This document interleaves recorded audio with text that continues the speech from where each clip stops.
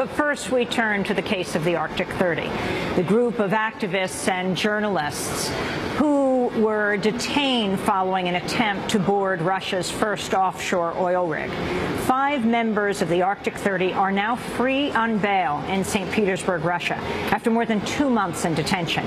26 have now been granted bail, although Australian Colin Russell, the first to have his case heard, had his pre-trial detention extended until February. On Wednesday, a Brazilian activist was released, followed earlier today by 3 Russians and a 5th member from New Zealand. The fate of the Arctic 30 remains uncertain as they continue to face charges of hooliganism that carry a maximum prison term of 7 years. Earlier today, I spoke with Greenpeace Executive Director Kumi Naidu here in Warsaw, Poland, and asked him to respond to the latest news about the Arctic 30. Getting bail in Russia is an extremely rare thing. So we are very happy that, in fact, we have succeeded in building enough pressure that's encouraged the Russian authorities to grant bail. But our folks will be in limbo still until we know when the charges are going to be brought and so on. But people need to understand that we are not out of the woods by far. Our folks still face the potential now of 7 years in prison, and we don't know how long the trial will take, how long they might have to be in Russia before they can come home to the families and so on. So we are hoping we can negotiate with the Russian authorities for our folks to be able to return home to their families. Can you tell us what they did, why they were arrested?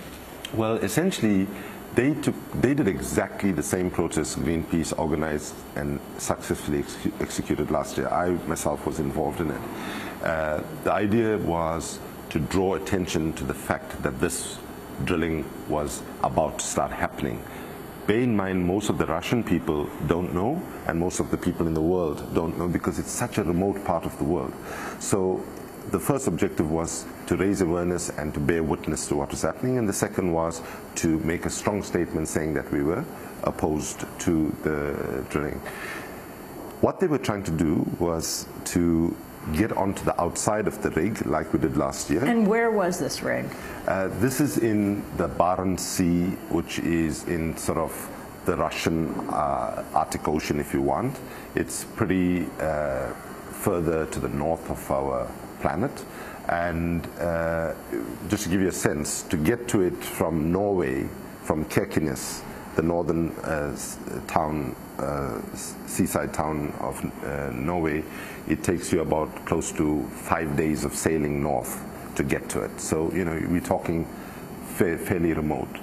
So the objective really was to say that if the science is saying that we need to leave as much as 80% of known fossil fuel reserves where they are, if we are to stand a chance to make sure that the planet does not warm beyond 2 degrees from pre-industrial times, and that will most certainly accelerate us to catastrophic climate change, that this is one of the places, absolutely, where we shouldn't be doing from a climate perspective. However, beyond the climate perspective, this part of the world is an extremely fragile part of the world. It has unique biodiversity, such as polar bears, narwhals, Atlantic walruses, and so on, which are at threat of extinction as a result of pushing for drilling in this very fragile part of the world. But most importantly, if there was an oil spill in this part of the world, assuming towards the end of the summer months, the oil would be frozen in the ice for more than 6 months, causing untold and unknown environmental consequences. The experts say that to clean up the BP Gulf of Mexico oil spill, for example, it takes at least about 10 years where you can say that actually you have done the most of the cleanup. And still, after 10 years, let's be clear, you know, we still see effects of Exxon Valdez, for example. But yeah, the experts say it will take at least 100 years before, you know, you can do a cleanup. So do you plan another action against Gazprom and Russian oil drilling? Well, I think we've executed, since the action, since the arrest, the largest numbers of actions against Gazprom. Wherever Gazprom is, we have been engaging. So, for example, Gazprom is a big player in the European gas industry, and they sponsor various football, ice hockey, boat races, and so on. And of course, Gazprom executives are speaking at energy conferences and so on. And I can tell you, just in the last month, we have had about 15 actions against Gazprom and its management. We would say to all energy company leaders, right, from Gazprom to Shell to ExxonMobil and all the rest, as Greenpeace, when we look at you, we see you as an energy company. As an energy company, we cannot blame you 20 years ago, or say even 15 years ago, for building energy based on oil, coal and gas. However, now you need to understand that the scientific consensus is completely clear, and even if the science was not clear, the last decade has seen more than a 10% increase in extreme weather events, the very events that the scientists say that that's how climate change will be looking at.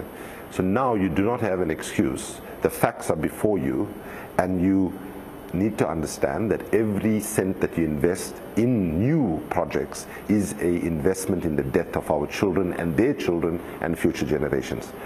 What we are saying to them is, we don't expect you to switch off overnight, but let's do the following things. Stop fresh fossil fuel investments, begin a transition away from your existing energy supply, which is dependent on dirty, brown, fossil fuel-based energy, and begin to develop your capability, your technological expertise, and so on in clean, green, renewable technology. Some energy companies are doing it. It's still too little, too late. But what we are saying is that we are not trying to put any of these companies out of business. What we are wanting to do is put their fossil fuel projects out of business. And sadly, some of these companies, it's almost the same, because all they have is fossil fuel projects. And they have the technological capability, they don't have the political will yet to actually make the transition into clean energy projects. Kumi Naidu, yesterday when you came here to Warsaw, to the National Stadium, to the UN Climate Summit, you asked, who are the real hooligans? Well, you know, think about it. Our people first were called pirates, and then they were called, and now are called hooligans. And it's quite hurtful, actually, because I know the people that are actually involved there. I've met their parents, I've talked to the families and so on. And I find it really distressing, because in a situation where the world is so cynical, where our political leaders and our business leaders are suffering from an awful case of cognitive dissonance, where all the signs are saying we need to act and they're not willing to act, and when decent people step forward and take a peaceful protest to try to get the world to understand we are running out of time, to be treated the way that they've been treated is completely unjust and unfair, and then to be given a label of hooligan is terribly unfair. So therefore I'm saying, if you want to look at who are the real hooligans here, the real hooligans are those that are destroying our environment, those that are driving further carbon pollution. And I would say, if you want to attach the label of hooligan, attach it to the CEOs and the leadership of fossil fuel companies, and to the allies in governments that actually give them the license to pollute and the license to destroy current and future generations. But on the other hand, I say to people, don't forget, Nelson Mandela, Mahatma Gandhi, Martin Luther King, Rosa Parks were called not just hooligans, they were called much worse labels before. Today, you know, within a 50-year period, these are the people humanity celebrates as the best people that walked our planet. Nelson Mandela had to spend 27 years in a prison because he was labeled a terrorist and a hooligan. And I hope my colleagues don't have to spend any more time than what they've spent.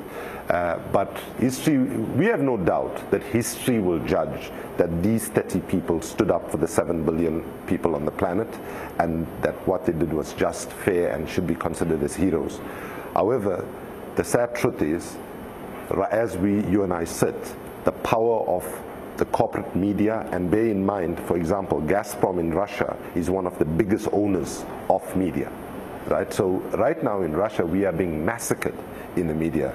State-owned media as well as the Gazprom media, we are being called everything from eco-fascist, eco-terrorists, including the Al-Qaeda of the environment movement and so on. You know, so these labels are actually taking us away from asking the question, why did they do it, and why, in fact, we need to act. If we look at all the conversations happening here at this COP, those 30 activists are completely aligned with the science that sits in this conference and the urgency that is needed.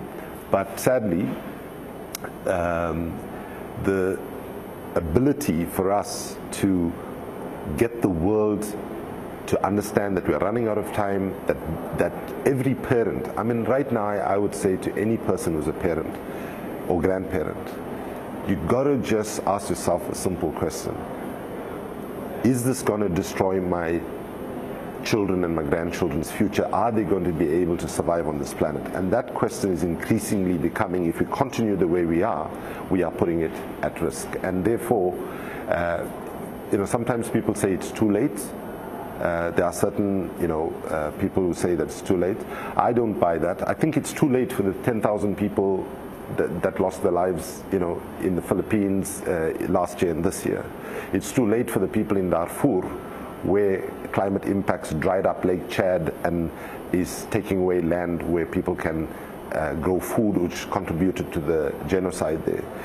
But for the majority of people on the planet, we still have a short window, but a fast closing window for us to actually act with the urgency to put the clean technology infrastructure that we need. And let's be clear, what we need is a revolution, an energy revolution, from a dirty, brown, fossil fuel-driven economy to a clean, green, renewable, technology-driven economy. The good news is we can have a double win for the planet. If we do it right, we can address climate change by taking our dependence of fossil fuels and depending on clean energy sources that will be there for centuries.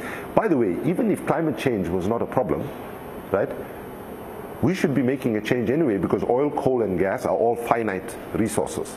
Right? Even from a commonsensical approach, that is what is needed. Finally, your assessment of the UN climate talks here in Warsaw. I would say that this COP, like too many of the COPs that we've all been at, is locked into a very unhelpful way of trying to move the process forward. Some of the powerful countries like Japan, Australia, Poland are holding us back, and I think that we came to this COP with very low expectations. The Polish government has been brilliant in showing us that how even with low expectations they can do even better and drive us to even absolutely bottom of the barrel outcome. So we're deeply disappointed with what's happening. That is Kumi Naidoo. He is the head of Greenpeace International, just flew in from Amsterdam. This is Democracy Now!, democracynow.org, the War and Peace Report. When we come back from break, we'll be joined by a pair of climate scientists who are calling for what some may view as shocking solutions to the climate crisis. Among their papers, Climate Change, Going Beyond Dangerous, Brutal Numbers, and Tenuous Hope. We're broadcasting from Warsaw, Poland. Stay with us.